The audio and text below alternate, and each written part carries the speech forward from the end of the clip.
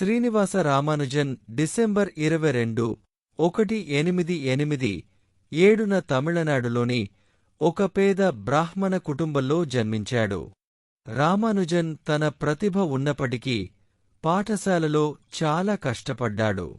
అతను గణితంపై చాలా మక్కువ కలిగి ఉన్నాడు.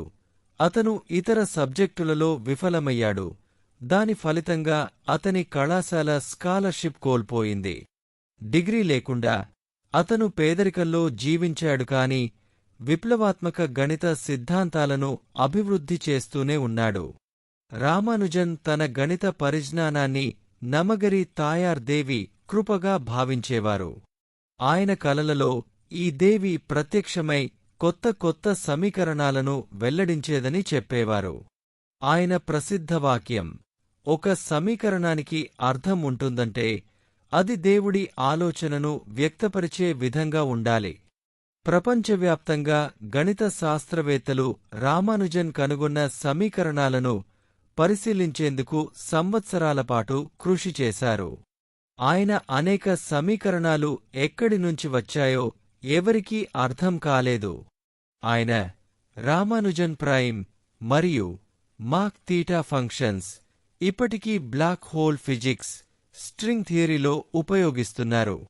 1913లో తన పనిని ప్రపంచంతో పంచుకోవాలనే తపనతో రామానుజన్ కేంబ్రిడ్జ్ విశ్వవిద్యాలయంలోని ప్రసిద్ధ గణిత శాస్త్రజ్ఞుడు జిహెచ్ హార్డీకి ఒక లేఖ రాశాడు. హార్డీ ఆశ్చర్యపోయాడు. ఈ స్వీయబోధన కలిగిన భారతీయ గణిత శాస్త్రజ్ఞుడు ఇంతకు ముందు ఎవరు చూడని సూత్రాలను కనుగొన్నాడని అతను గ్రహించాడు. హార్డీ రామానుజన్ను కేంబ్రిడ్జ్కు ఆహ్వానించాడు. అక్కడ అతను గణితంలో విప్లవాత్మక మార్పులు చేశాడు. కొన్ని సంవత్సరాలలో అతను 3900 కంటే ఎక్కువ సూత్రాలను తయారుచేశాడు. వాటిలో చాలా నేటికి ఉపయోగించబడుతున్నాయి. నేటికి గణిత శాస్త్రవేత్తలు మరియు శాస్త్రవేత్తలు భౌతిక శాస్త్రం, క్రిప్టోగ్రఫీ మరియు బ్లాక్ హోల్ పరిశోధనలలో రామానుజన్ చేసిన కృషిని ఉపయోగిస్తున్నారు. అతని ప్రసిద్ధ రామానుజన్ ప్రైమ్ మరియు మోక్ థీటా ఫంక్షన్లు ఇప్పటికీ అధ్యయనం చేయబడుతున్నాయి. నిజమైన మేధావికి సరిహద్దులు లేవని అతని జీవితం రుజువు. భారతదేశంలోని ఒక చిన్న పట్టణం నుండి కేంబ్రిడ్జ్ హాళ్ల వరకు రామానుజన్ అభిరుచి మరియు పట్టుదల చరిత్రను మార్చగలవని ప్రపంచానికి చూపించాడు. రామానుజన్ మరణానికి ముందు కొన్ని రహస్యమైన సమీకరణాలు రాశారు, కాని ఆ నోట్బుక్ చాలా కాలం కనుగొనబడలేదు.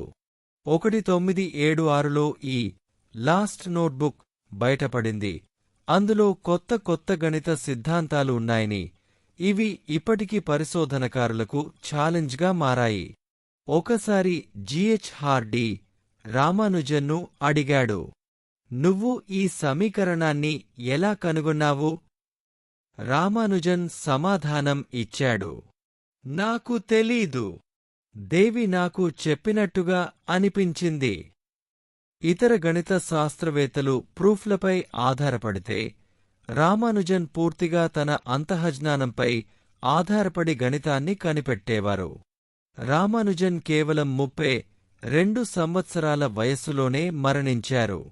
ఆయనకు క్షయవ్యాధి, ట్యూబర్క్యులోసిస్ అని చెప్పారు. కాని వాస్తవానికి ఒక రహస్యమైన పరాన్న జీవి, పారాసిటిక్ ఇన్ఫెక్షన్ వల్ల మరణించారని కొన్ని కథనాలు చెబుతున్నాయి. చివరి రోజుల్లో కూడా ఆయన కొత్త కొత్త గణిత సిద్ధాంతాలను రాశారు. వాటిలో కొన్ని ఇప్పటికీ అర్థంకాని మిస్టరీగా ఉన్నాయి. రామానుజన్ సాధారణ గణిత శాస్త్రవేత్తనా, లేక అతనికి ఏదైనా ఆధ్యాత్మిక శక్తి దీవించిందా? ఆయన జీవితం ఇప్పటికీ మిస్టరీగానే మిగిలిపోయింది. ఆయన గణిత సమీకరణాలు, అర్థంకాని రహస్యాలు ఇంకా పరిశోధనకు తెరలేపాయి. ఇలాంటి అద్భుతమైన కథల కోసం లైక్, షేర్, సబ్స్క్రైబ్ చేయండి.